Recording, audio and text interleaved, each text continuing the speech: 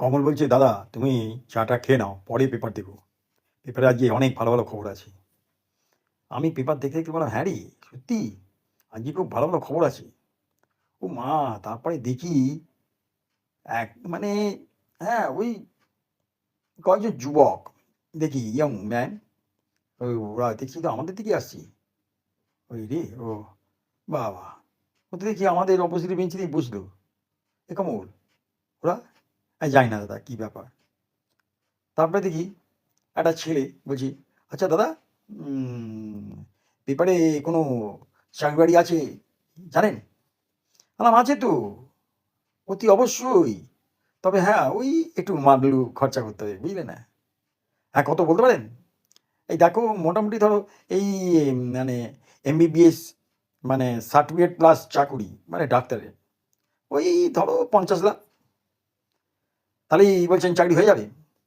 আলবাত হবে না মানে? আরে, দেবো তো আমি, আপনি দেবেন? গ্যারান্টি? আরে বলছি, তাই কমল, শোন, তুই মোটামুটি দেখ তো কজন আছে। কমল বলছে, এই যে তোমরা কজন গো, তোমরা কজন আছো বলো বলো তাদের বলো।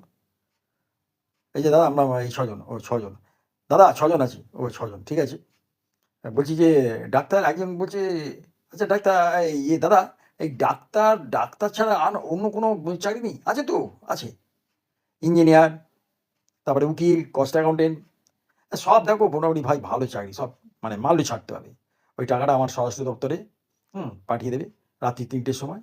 হুম একজন বলছে, দাদা আর মানে রাত্রি 3টে কেন, দিনের বেলা নয়?